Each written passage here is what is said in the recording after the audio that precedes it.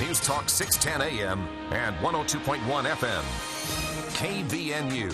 KBNU News Time, 4:03. I'm Bill Walter with this news update. Balloting in the primary election held yesterday has narrowed the field of hopefuls for 3 at-large seats on the Logan Municipal Council from 9 to 6 candidates.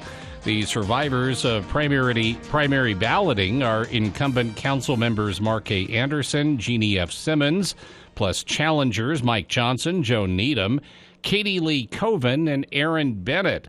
Logan voters chose to eliminate the candidacies of Stephanie A.M. Taylor, Joshua Molitor, and Matthew Fatusi in the September 5th primary election. In Cache County, only Logan, Hiram, North Logan, and Smithfield were required by state law to hold municipal primaries on September 5th to winnow their fields of candidates for city council posts. Of a total of 37,857 voters in 55 precincts within those municipalities, County Clerk and Auditor David Benson reported that 8,384 mail-in ballots were received for an unofficial voter turnout of 22.15%.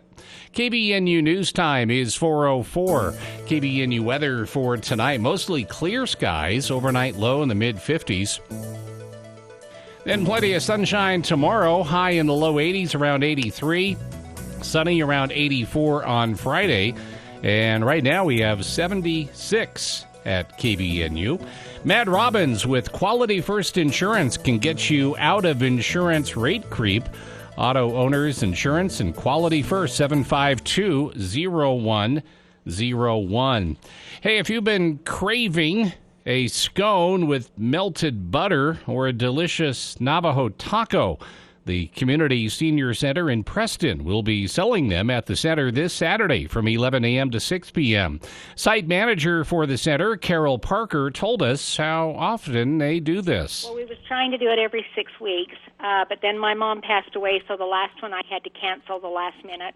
And so we just went ahead and scheduled this one, and then we will have another one coming up in October, and that'll be the last one until winter is over. Parker said donations are greatly needed. Some money is provided by Franklin County and Preston City. Also, the Southeast Idaho Council of Governments, or CCOG, provides a donation for each participant that meets requirements and sets a limit that they can ask for as a donation from the consumers. Between the city, the county, and CCOG, which is the government, then they give us 40% of our funding, and we have to come up with 60%. Donations go to help provide home-delivered meals, food, gas, power bills, and also the repairs on their delivery vehicles. Usually on Mondays and Wednesdays, we have about 160 people that we either deliver to or give food to here. And on Fridays, we do about 240. Parker said due to their nonprofit status, donations are tax write-offs for those who give, and the center will gladly provide receipts. The center is located at 64 West, 1st South in Preston. You can reach Carol at 208-852-2844. And an alternative and possibly more convenient form of travel between Salt Lake City and Las Vegas could be in the future.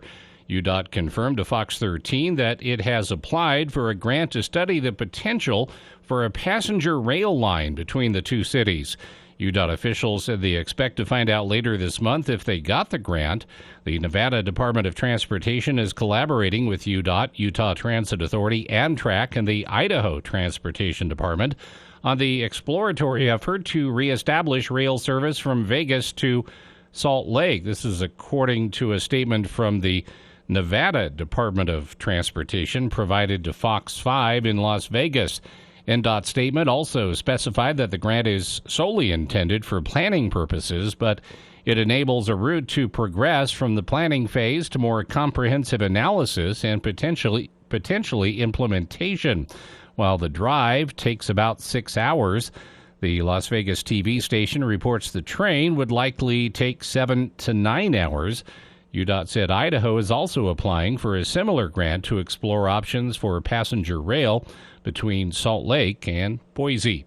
KBNU News Time is 4:07. For more details on these and other stories, visit CashValleyDaily.com. Local news and the best talk. News Talk KVNU, 610 AM and 102.1 FM. It's true. Many of us spend more time thinking about what's for dinner than thinking about retirement. But if you think your retirement needs deserve more attention, Edward Jones agrees, and they can help. Together, they'll give your long-term retirement strategy the attention it deserves. Stop by your local Edward Jones office, one of 7 locations in Cache Valley. Edward Jones, making sense of investing. Member SIPC. UNI Furniture has always been here to give you great value for your money. When it comes to home furnishings, it really is always a better buy at UNI. And right now, UNI is closing out last year's model mattresses. Closeouts on new models and displays too. Memory foam, innerspring, and hybrids from a number of different name brand manufacturers. And ask UNI to show you this popular copper-infused mattress that sleeps cooler. And did you know UNI has a good selection of sheets and mattress protectors too? UNI Furniture, over 90 years in downtown Logan. There's always a better buy at UNI. This is Detective Johnson from the Logan City Police Department. Scams in our community are on the rise and innocent victims are losing thousands of dollars. These scams are coming in the form of phony phone calls claiming to be from government organizations or legitimate businesses. They are also circulating on social media and emails. Almost all of these scams are asking for payment through gift cards that are almost impossible to track. No legitimate business or organization uses gift cards as currency. If you receive a scam of this nature, do not give the scammers any information and immediately call police. Remember, pause, stop, call a cop. I'm Elizabeth Smart. Sexual exploitation and violence are unimaginable crimes that far too many people in our communities experience. In the U.S. alone, a person is sexually assaulted every 68 seconds. Every 9 minutes, that victim is a child. It's time these numbers change. Learn more about how you can join me in the fight against child sexual exploitation at malouffoundation.org.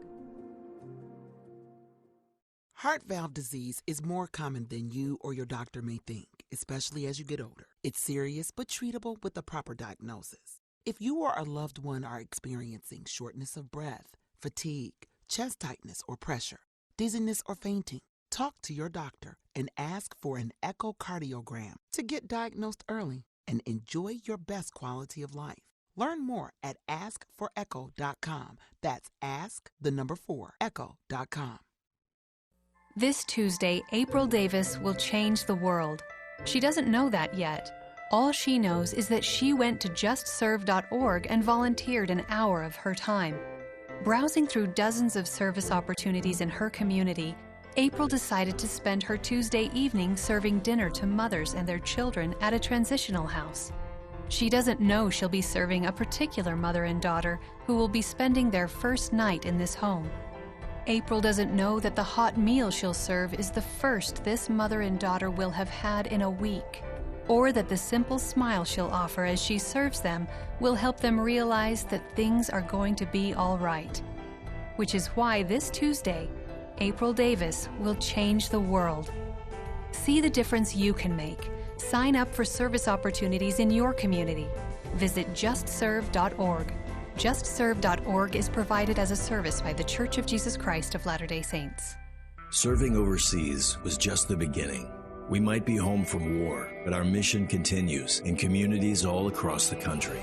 It's why we're out there in times of peace and crisis, providing meals to the hungry and supplies to the sick. It's why we're giving strength to those who are too weak and bringing resources to those without them. Service doesn't stop when we're done serving. It's what makes us the VFW. Learn more at vfw.org. The possibility of lung cancer can be pretty scary, especially if you're one of approximately 8 million current or former smokers at high risk. That's why SaveByTheScan.org wants you to know that now there's a breakthrough low-dose CT scan that can detect lung cancer early, and it only takes 60 seconds. You stop smoking, now start screening. For an easy quiz to see if you're eligible, visit SaveByTheScan.org. It could save your life. SaveByTheScan.org is brought to you by the American Lung Association's Lung Force Initiative and the Ad Council. for the people. We are waiting with bated breath for news from the Cash Republican Party meeting an executive committee tonight. With Jason Williams. And I'm really excited about this next segment. We have two guests here in studio. We're going to talk about something that we've talked about many times here on the show, but from a bit of a different angle. Weekday afternoons from 4 till 6 on News Talk KVNU, 610 AM and 102 FM.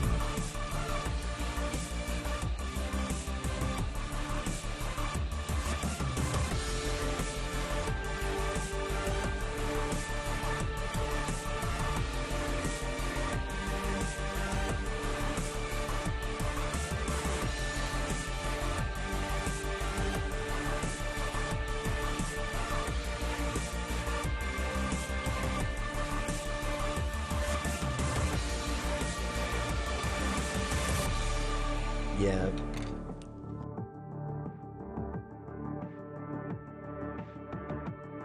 Ooh. Right as the show started, I thought I was going to sneeze. Dodged that one, though.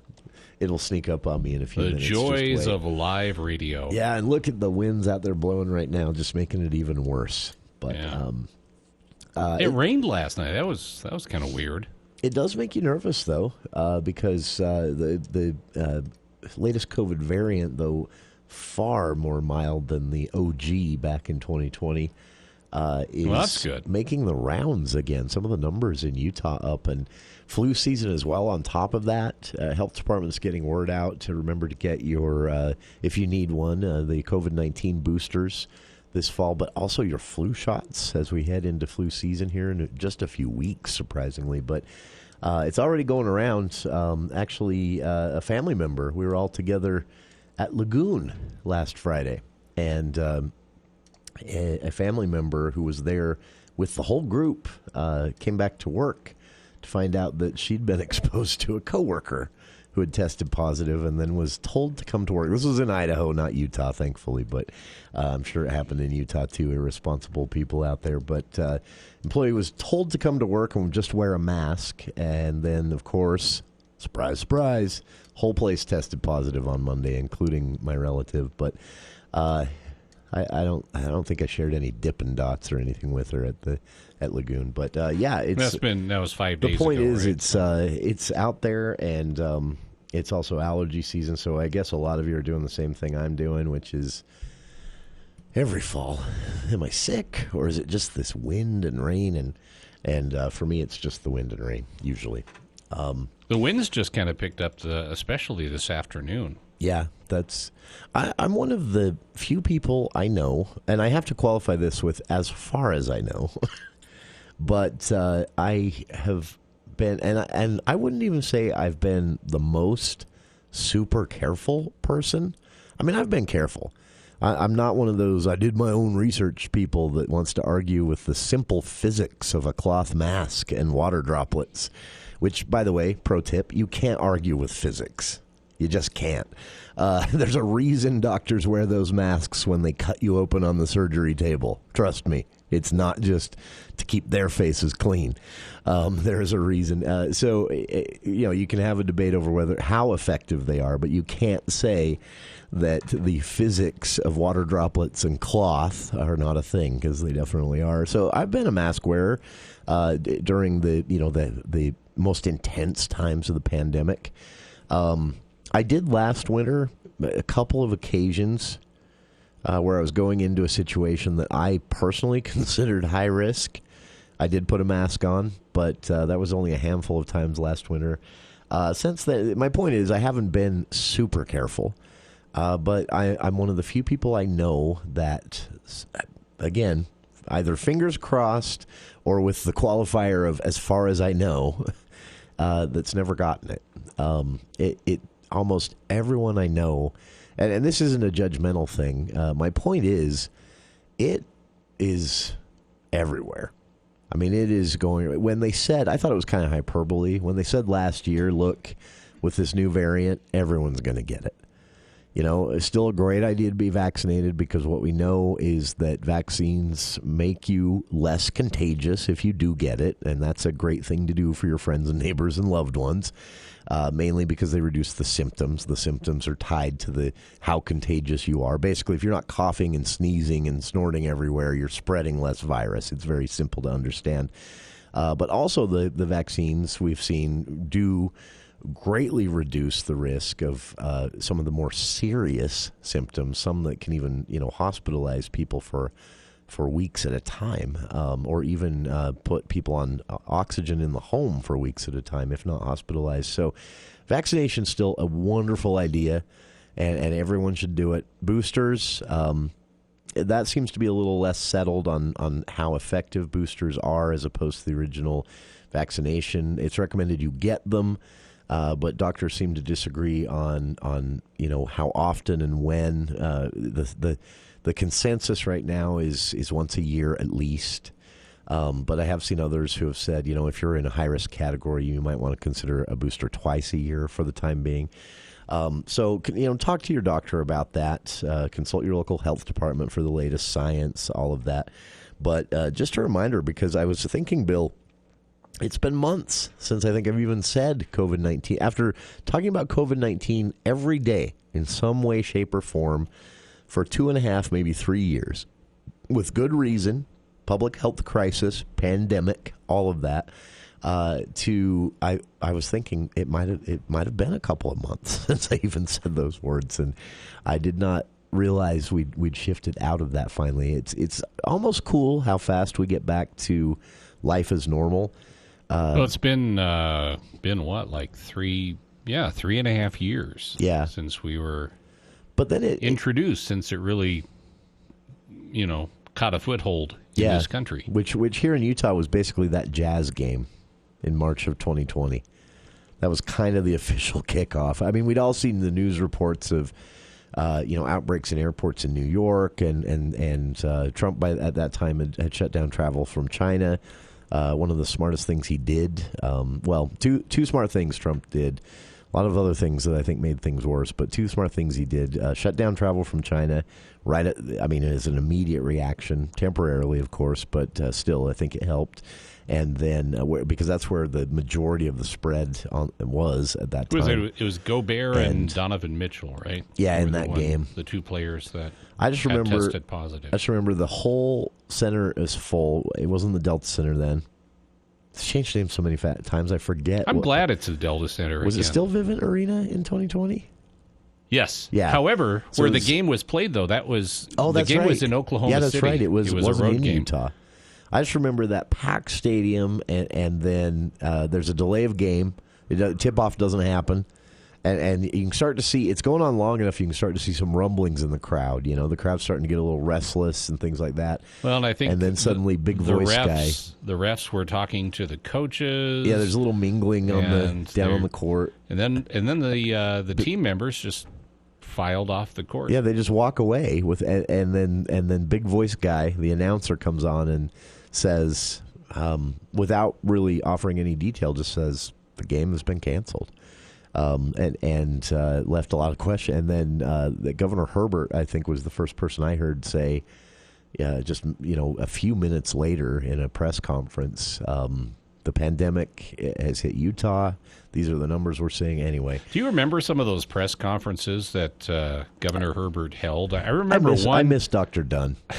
Oh, yeah. She was on every day. I think she became a lot of people's best friend. Just her presentation, she was just so matter professional, of fact, but so somewhat calming at the same time. And likable. And I think that's kind of important when there's a lot of concern and fear out there. You don't want to create a public panic by trying to inform the public about a serious pandemic, and she's trying to walk that line every day. And I know a lot of people that just really embraced her as sort of the face of the public health message in Utah. But I remember that one press conference from Governor Herbert, this, early on in the pandemic. He said, if you're, stay home, 2 weeks to flatten the curve, so please just, he said, if you're headed down the highway, if you're headed down south on I-15, going to some recreation spot, just exit at the next exit and turn around and go home. And I was thinking, wow, he caught a lot of heat for that, and still does from some circles. But he was right. What he didn't know and couldn't have known is that flattening the curve, that it was just going to be the first of many. First of many curves. Yeah. What everyone thought at the time is if we could get this under control at least somewhat, slow the spread by just pulling back our daily activities as much as possible for even a couple of weeks, we could slow the spread enough that it was controllable. And that worked. It actually did work.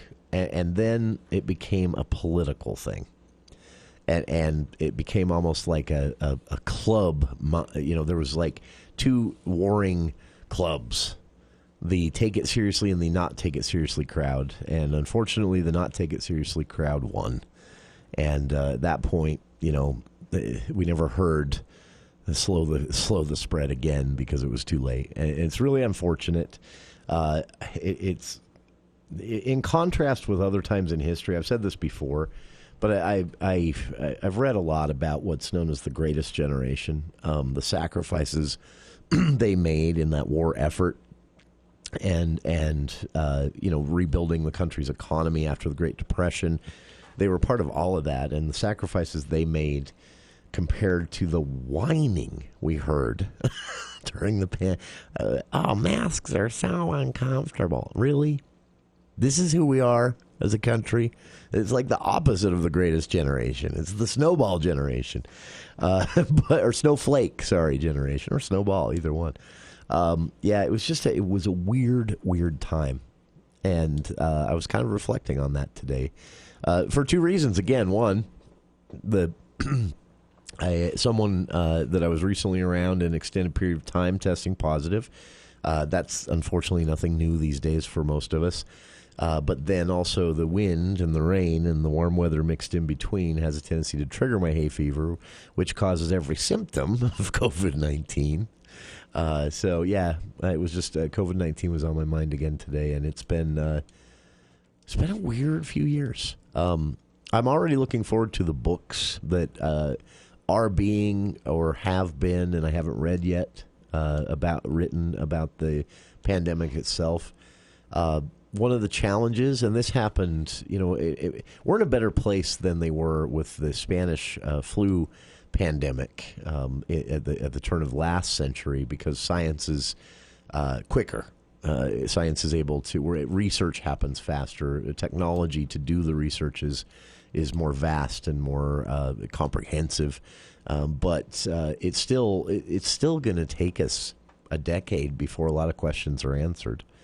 There's an article I read just this week saying that there's growing evidence, not conclusive evidence, but growing evidence that multiple, more than one experiences with COVID-19, contracting the virus more than once, might increase your odds of getting Alzheimer's or dementia as you age, because of the inflammatory effects the virus has on your brain that can last for weeks after you actually are no longer suffering the effects of the virus as far as direct symptoms. Now, again, it's not conclusive, and that's kind of my point here, is that there is a lot of evidence that points at various different things that happen inside our bodies with the virus, but there are a lot of unanswered questions. So, your best bet still today, despite how mild this latest variant is compared to that original COVID-19, and the death toll that it will always be attached to that year and the year after, astronomical numbers that I'm still surprised haven't really affected us more as a country. It doesn't seem like it has, at least. But still just a lot of unanswered questions. So, yeah, if you the odds of you being hospitalized or dying from what is going around with the COVID-19 label now, the variant going around now, are so low. It's basically right there with the flu, or the flu we're all used to and kind of ignore every year. But you can still get pretty sick. Yeah, your best bet is feel lousy. Best bet is still to avoid getting it, because there are so many unknowns. And again, what makes the virus so unique is the inflammatory effect. That's not something that happens to the extent as with COVID-19, with the common flu or even the common cold. And that, inflammation can cause a lot of different things to happen inside of your body, including organ failure, I learned. So, yeah, your best bet is still to not get it. And if you do get it, to be vaccinated before you get it, to reduce your own, the length of time that you're contagious, and also to protect yourself against some of those more serious symptoms. Final thought on this, too, and this is something I don't know. I hope we have an answer for this today. But a listener actually told a story like this recently, and I talked about it on air, but just to revisit that. The randomness of those, most of us know someone who had a more serious experience than average with COVID-19. We both know people. Yeah, I have a relative who was in the hospital for 5 weeks, healthy, younger than the high-risk age range. And then members of the same household home with a mild headache. And yet there she is, 5 weeks in the hospital. I have a friend who, same experience. He had grandparents in their 80s, one of them a diabetic and one of them with some other pre-existing conditions that made them high risk. Both of them got it, mild headaches, some sniffles, maybe. One of his cousins at the age of 21, healthy kid, athletic kid, no other health issues whatsoever, almost died and was on oxygen for months after the hospital stay. Just completely random and unpredictable almost. I mean, I know it can't be random and unpredictable. That's not really how things work, but it seems so. And hopefully we have answers to some of this one day. But all this is to say, flu season around the corner. Health department recommending that you get your flu shots, and while you're there, if you need one, they can check for you. Get your COVID-19 boosters as well. And it's too late to stop the spread, unfortunately, but we can stop mutating the virus. We can, or at least decrease the odds of a surprise mutation that brings the whole thing back, which is still a possibility. But also protect yourself and your neighbors with the vaccination. That's the point. We did it with polio. We can do it with this. Check with your health department. Talk to your doctor. And I know it's still summer for a few weeks, but maybe start penciling that in on your calendar because flu season is nigh. We'll be back with more of KVNU's For the People. Speaking of Governor Herbert, a little bit of an announcement on the other side of these headlines with KVNU's Bill Walter.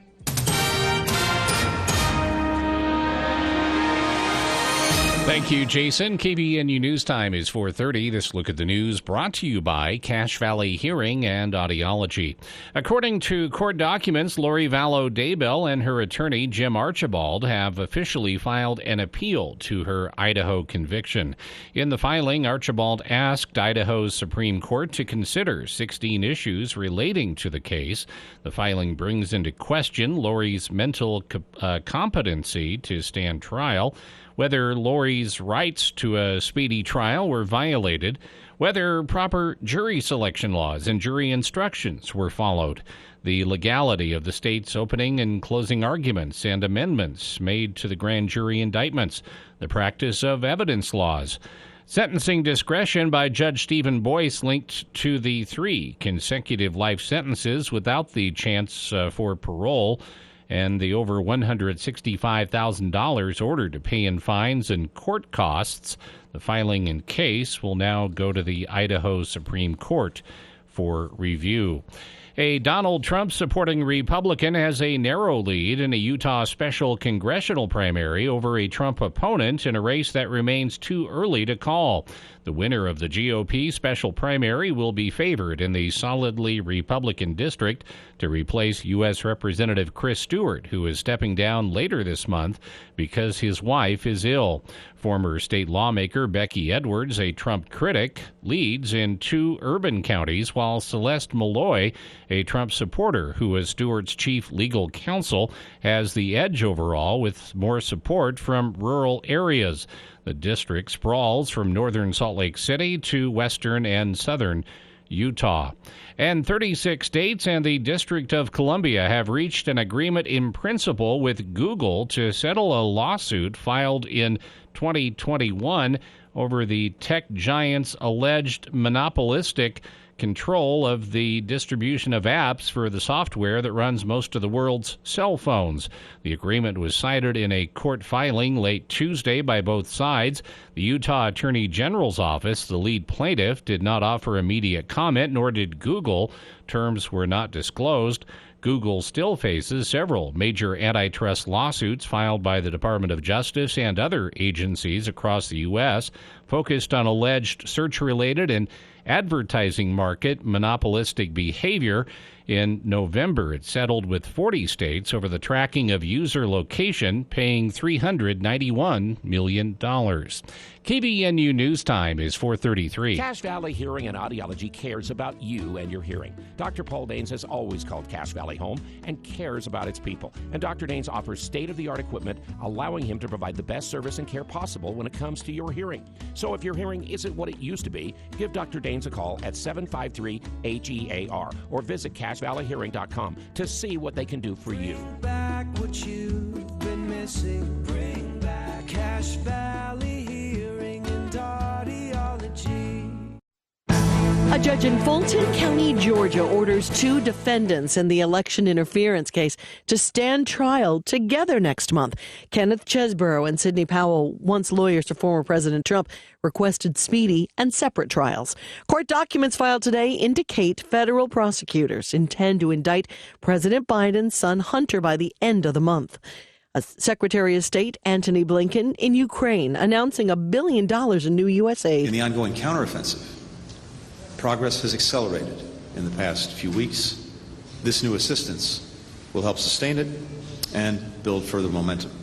Blinken met with President Zelensky on the unannounced visit. Does Senate Republican leader Mitch McConnell plan to retire? I have no announcements to make on that subject. What do you say to those who are... I'm going to finish my term as leader, and I'm going to finish my Senate The 81-year-old didn't have much to say to reporters today about those recent freeze-ups, though, during speaking events. Daria Albinger, ABC News.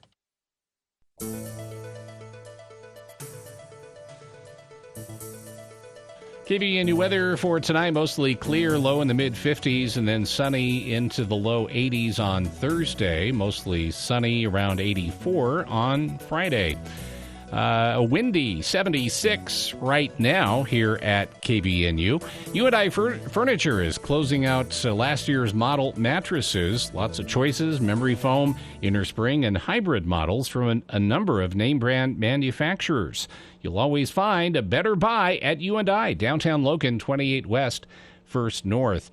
You can always get more news at CacheValleyDaily.com. Let's check Wall Street now from Edward Jones. This is Cheryl, bringing you the daily financial market report on behalf of Jeff Olson and Edward Jones.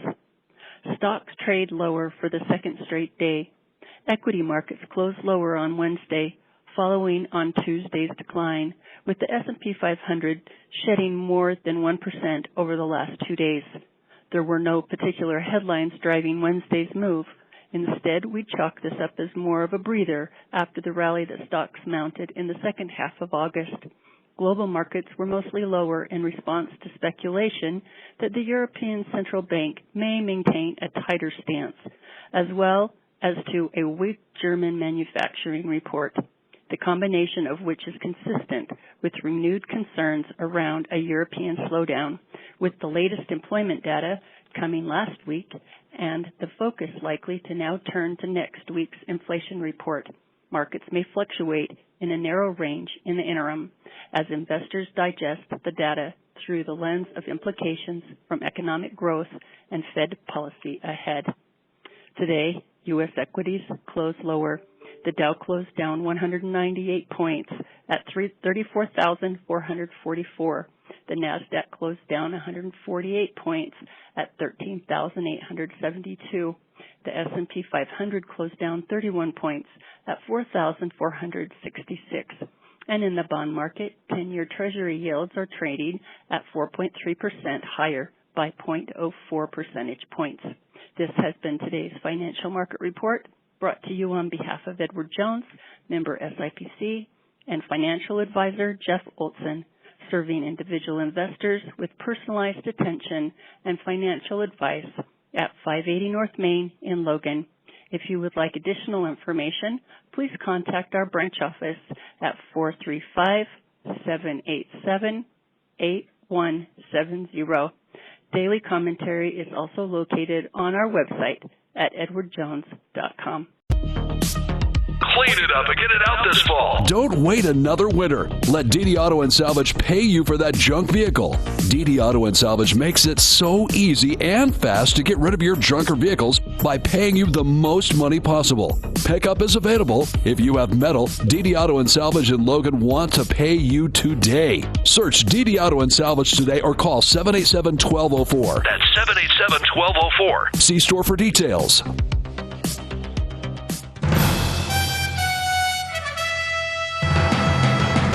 The Aggies are asking us to help them stripe the stadium this Saturday night for the season home opener versus Idaho State. Locker 42 is game ready. Check your tickets. Even numbered sections wear white. Odd numbered sections wear blue. Locker 42 has a store full of game ready Aggie gear. It's a new season. Locker 42, always ready for game day. Hear that? That's the sound of a sad bird. He says your trees are so overgrown and ragged, he can't find a place to perch and sing you a happy song. Hear that? That bird is warning you. He says if you don't prune your branches before the next windstorm, they might end up in your living room.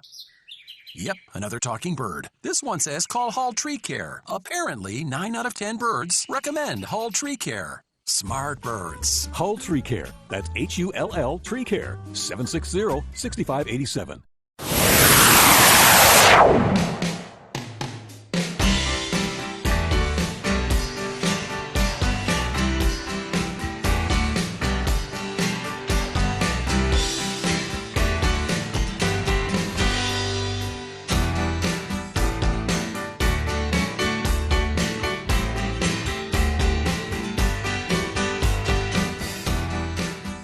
Welcome back to KVN News for the People.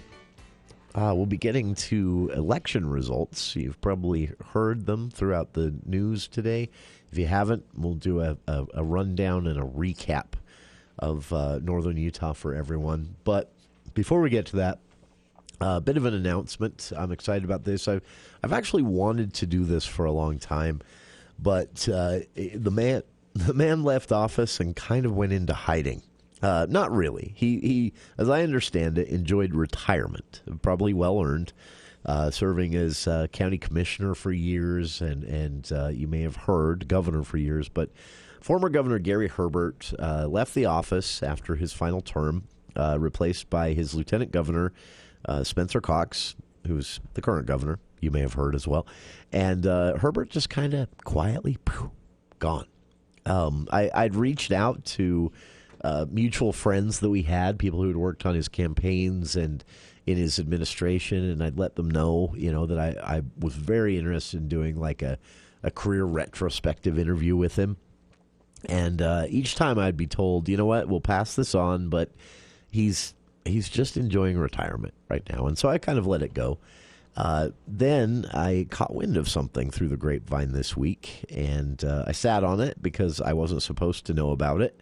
And hadn't been authorized to talk about it, but the announcement was made official today. The Utah Valley University is going to be launching the Herbert Institute, and this is interesting. So we have a few of these. There's the Orangey Hatch Institute at the University of Utah in Salt Lake, and the Herbert Institute, which again will be housed at Utah Valley University.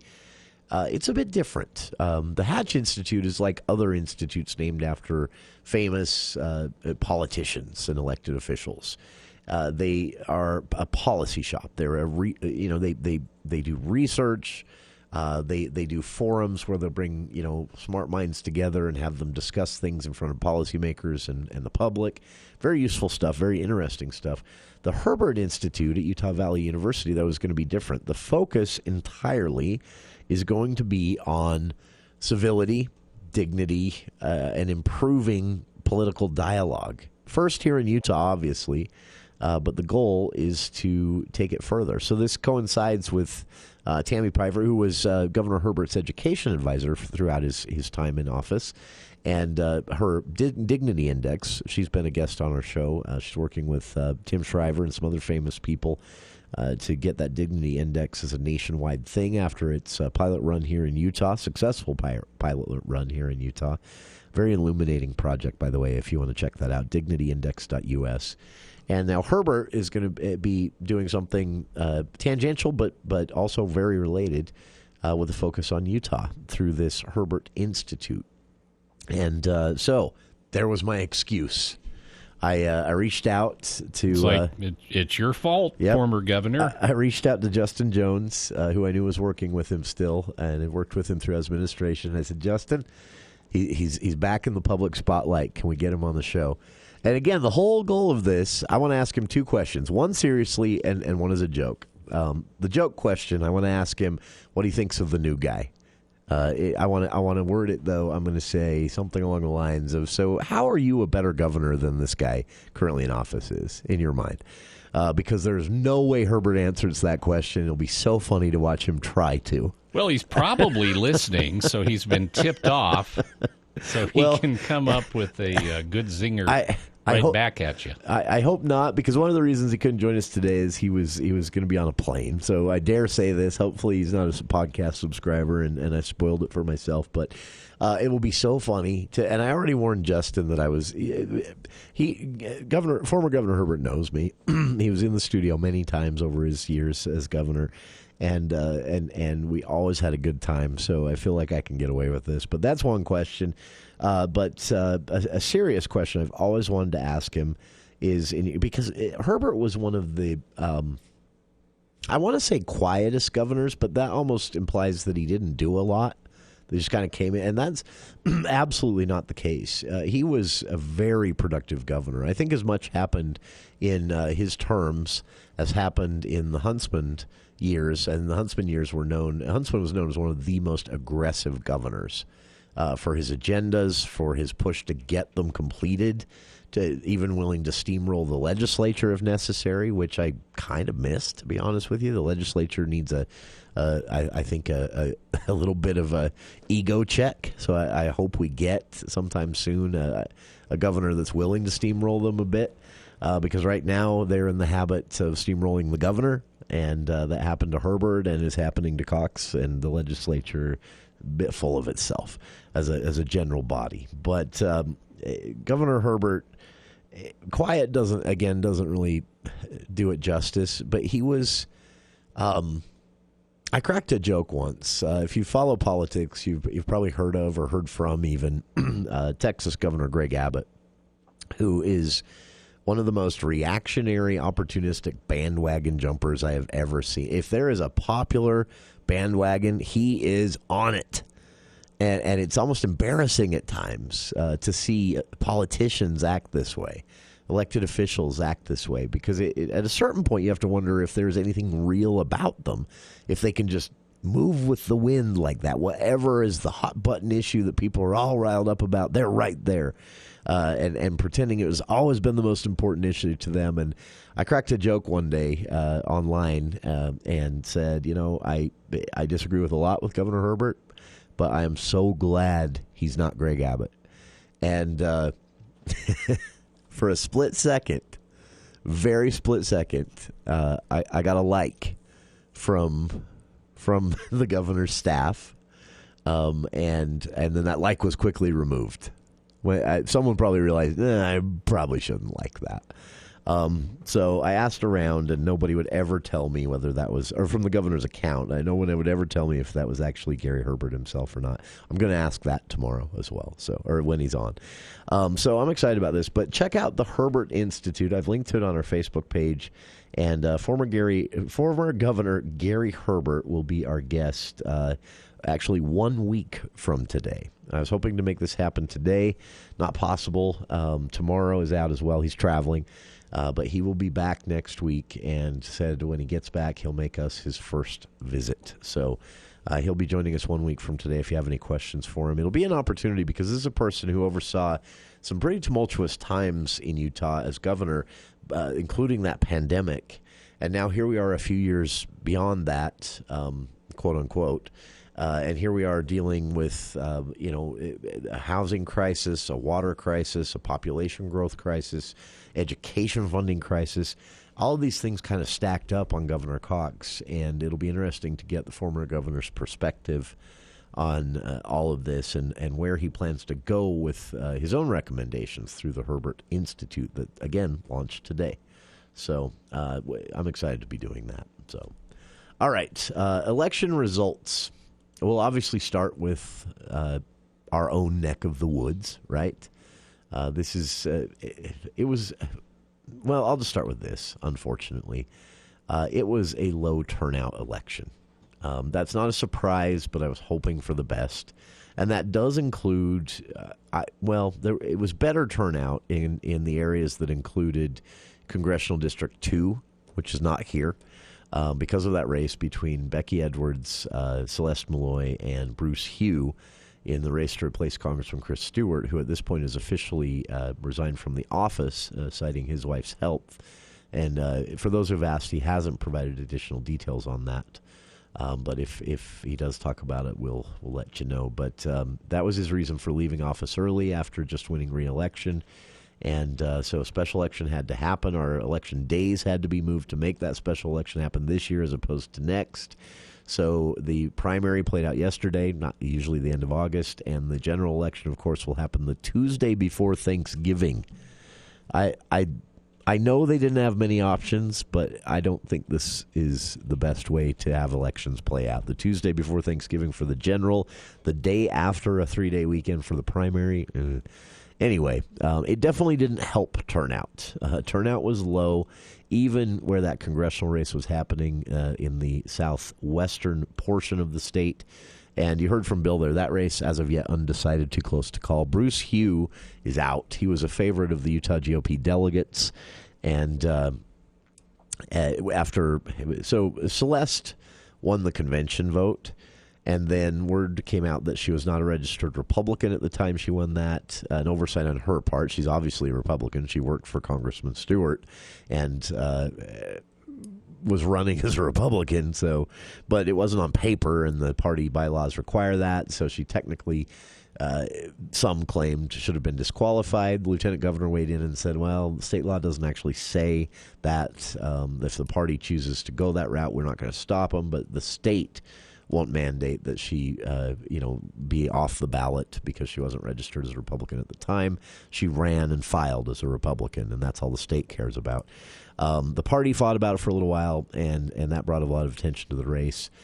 Bruce came in third, though. Celeste and Becky Edwards are tied, with Becky Edwards performing really well in Davis County, Salt Lake County, Tooele County, and some of Utah County, and then Celeste Malloy performing really well in some of Utah County and on down through Wayne County, Beaver County, and Washington, or excuse me, Iron County and Washington County, doing her best in Washington County, the St. George area, and second best in Cedar City, the Iron County area. So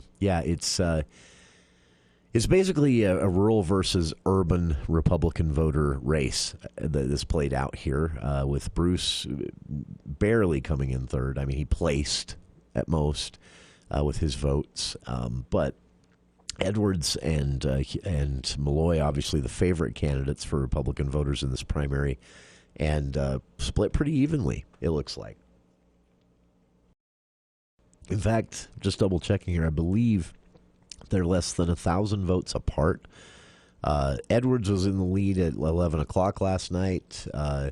That inched up for Malloy, and now she's in the lead as of 4 o'clock this afternoon. But, yeah, still less than 1,000 votes separating them. So this is likely going to take a while before we have a winner in that race. As far as Logan elections go, the primary field was shrunken last night. 6 candidates in the Logan City primary, now general election moving forward. 6 candidates move on. Again, the general election will be the Tuesday before Thanksgiving, November 21st. And as ballots were counted last night, the survivors of the primary are incumbent council members Mark Anderson, Jeannie Simmons, and challengers Mike Johnson, Joe Needham, Katie Lee Coven, and Aaron Bennett. Logan voters in that primary eliminated Stephanie Taylor, Joshua Molitar, and Matthew Fatusi. And so the 6 candidates I mentioned there, Anderson, Simmons, Johnson, Needham, Lee Coven, and Bennett, move on to the general election. And those 6 candidates are vying for the 3 open seats, or 3 seats, sorry, not open, 3 seats up for re-election, 1 open, with a council member deciding not to run again. So there's Logan for you. A quick look over the hill.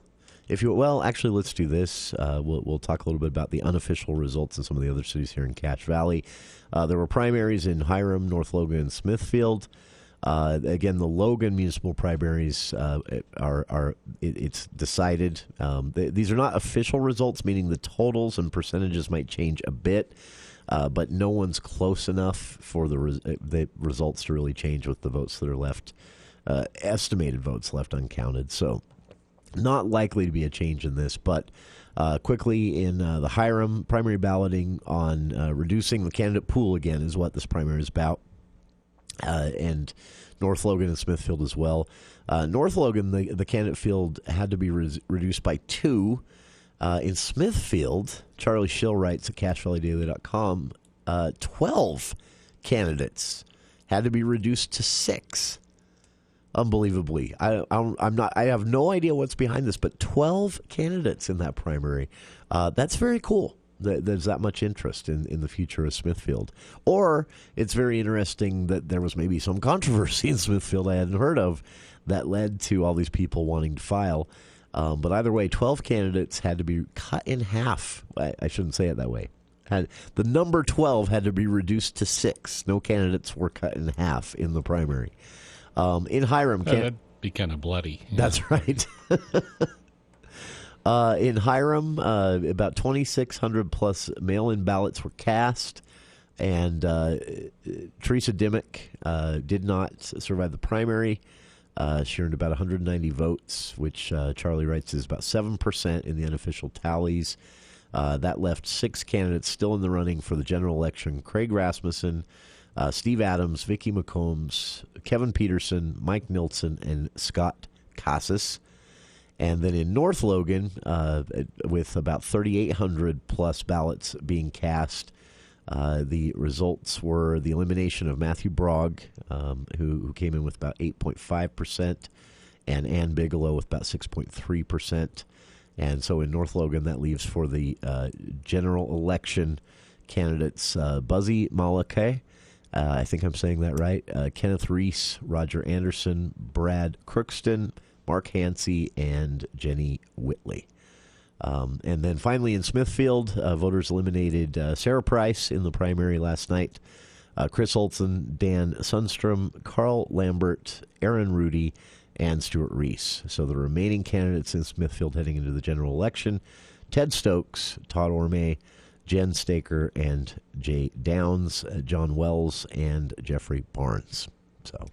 and one last quick little update here, because we did and aired some portions of the candidate event that played out in Tremonton several weeks ago that I was asked to moderate.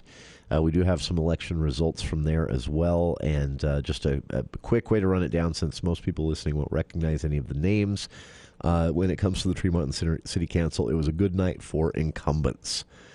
So the three candidates moving on are, let me make sure I've got their names right here, Blair Westergaard, Paul Fowler, Blair Westergaard, Connie Archibald, and Lyle Vance for our friends there in Tremont. So no upsets is what I'm getting at. And we'll be back with more For the People right after this. This is Dr. Red, chiropractic physician with Red River Health and Wellness. Are you suffering with fatigue, brain fog, headaches, intestinal issues, weight gain, and you haven't been able to find any answers? I was struggling with constantly being hot, struggling with not sleeping, being able to fall asleep, stay asleep, or even wake up the next morning. I had very high levels of inflammation and memory loss. Memory loss was the scariest part. Red River Health and Wellness can help you. The sleep improved, my memory's coming back. Every time I remember something, I still get really excited. I go walking every morning now, which I've never done before. I've always really wanted to be that type of person that wakes up early enough to enjoy the sunrise. I get to do that every morning now. Our goal is to teach you and educate you so you know how to manage your condition a lot more effectively and you know what to do and what not to do for the rest of your life. Schedule your appointment today at 855-55-RIVER. Red River Health and Wellness with offices in Logan, South Jordan, Springville, and St. George. Call Red River today.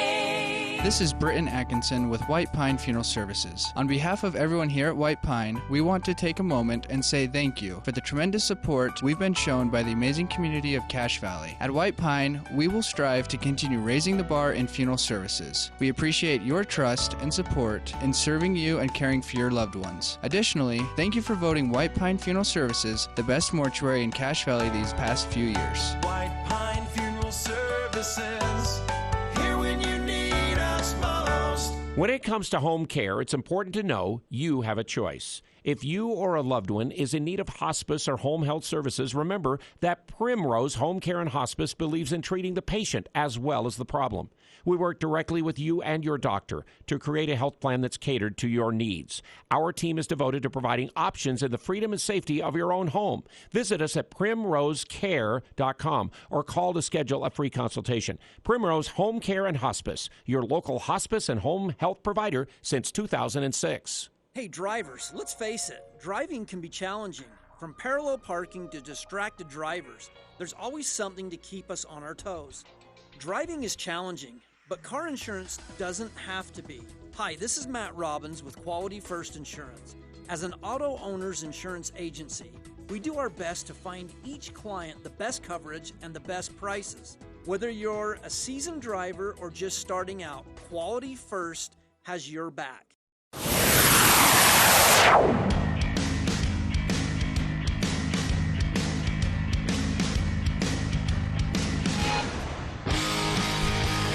That's all she wrote, as they say, for hour one of today's show. But stay tuned. Special guest joining me here in the studio. We're going to just kind of talk about everything. But Chase Levitt joining us. Chase joined us several weeks ago with a candidate here in the studio. He was working on that campaign, and we talked a bit about the Ute vote. So I invited Chase back, and I said, let's talk about what gets young people excited about politics these days.